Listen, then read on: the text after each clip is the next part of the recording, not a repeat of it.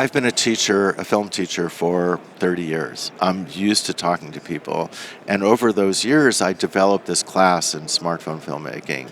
And as the technology evolved, the class evolved. And I was thinking, more people need to do this. And to tell you the honest to God truth, this is the hardest thing I've ever done in my life. I can shoot, I can edit all night, but sitting down to write is just really, really hard.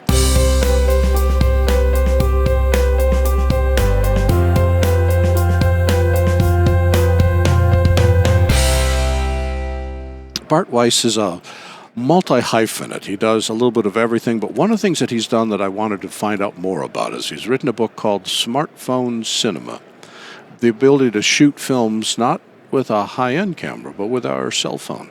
Bart, thanks for joining me today. It's a real pleasure and an honor. How would you describe your book?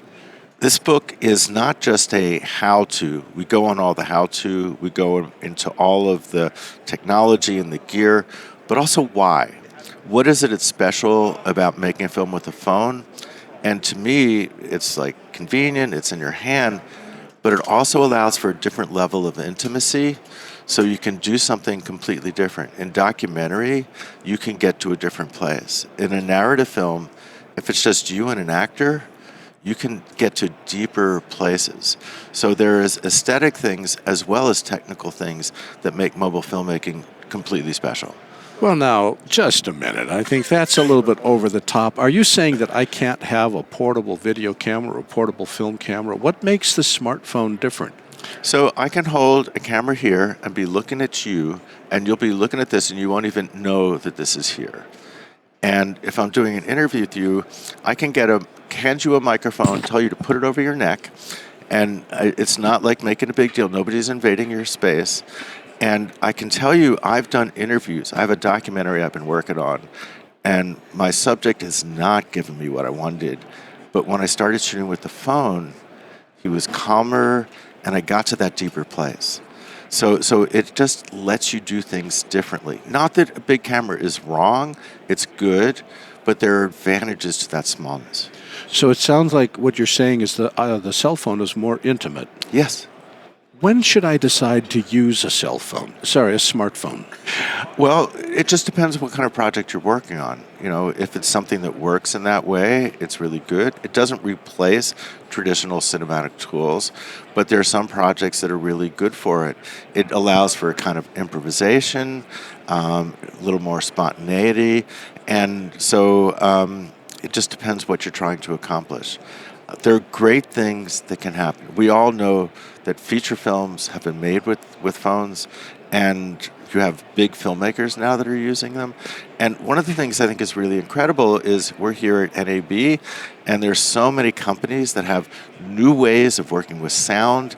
And to me, one of the really great things was Sennheiser. I've been using Sennheiser microphones since the 70s, right? You have as well. And for the last several years, I would go there and say, so what do you have in the mobile space? And they would look at me like, why would we do that? Now they have a wireless microphone that plugs into your phone that works really well. It's a great solution. But just the idea that Sennheiser has understood that there's a market there and they're taking their quality and bringing that to the marketplace, that's really powerful. Tell me about your book. Why did you decide to write it? I've been a film teacher for 30 years. I'm used to talking to people. And over those years, I developed this class in smartphone filmmaking. And as the technology evolved, the class evolved. And I was thinking, more people need to do this. And to tell you the honest to God truth, this is the hardest thing I've ever done in my life. I can shoot, I can edit all night, but sitting down to write is just really, really hard. The feeling that I get when I write a book is I have to write it perfectly. Yes. And so I'm trying to get it to be perfect. And when I'm doing other stuff, I'll get maybe to perfect at some point. But with the book, I feel like it's got to be exactly accurate. And for me, it takes a little bit longer. It takes a lot of different kind of concentration. And now that this book is out in the world, my next book is about film festivals. So you're a glutton for punishment. Well, my publisher, Focal Press, asked me to do it. This was not my idea.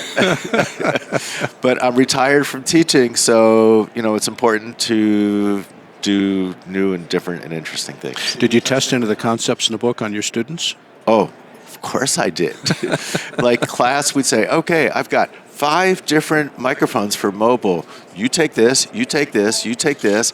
Let's play them back and listen to them and which ones work well and which ones may not sound as great, but give you a different way of working that might be better. Like the Hollyland microphones are the size of a quarter. So maybe that's good for some things, but it doesn't sound as good as perhaps another microphone.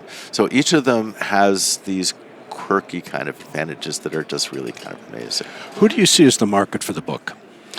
The market for the book is anybody who's curious about it. And so for somebody who has never made a film, there are sections of rule of thirds and basics of filmmaking, and if you know how to do that, you just skip those chapters. If you are curious and have a project that might work in the mobile space, this will give you all the details of what to do. But since so much of this changes, like today when we're here, there's a QR code in the book that will give an update. So this is the new microphones that are out this year. These are the new gimbals and the new functionality that the gimbals do. So it just, I want it to work for people wherever they are. And I've been doing these workshops around the country on this. And I've started doing new workshops on how people that are social activists can use their phone to document what's going on around the country, which is a different thing because they don't want to make a film. They're just trying to document in an effective way, and the phone is a really great way to do that. If you were to summarize the benefits of this book that you want people to know that haven't read it or haven't heard about it, what do you want them to know? That we all have ideas for films, and we think, oh, if only I had money, I could do this. This takes that barrier away, and I walk you through the process and make it feel comfortable. And for all of you out there, because I'm a teacher, I'm going to give you a homework assignment. Okay? So Larry, you've taken a Lyft or an Uber recently, right? Your Lyft and Uber drivers all have incredible stories, right? So get out your phone and interview your driver. And the great thing about this is, if you mess it up, you can erase it and nobody ever knows.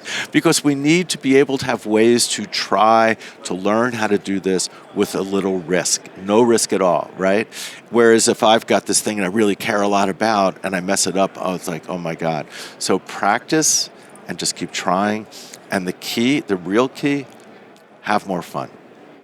Because Bart, we all need more fun in our lives. Bart, thank you so very much. I wish you success with the book. Thank you.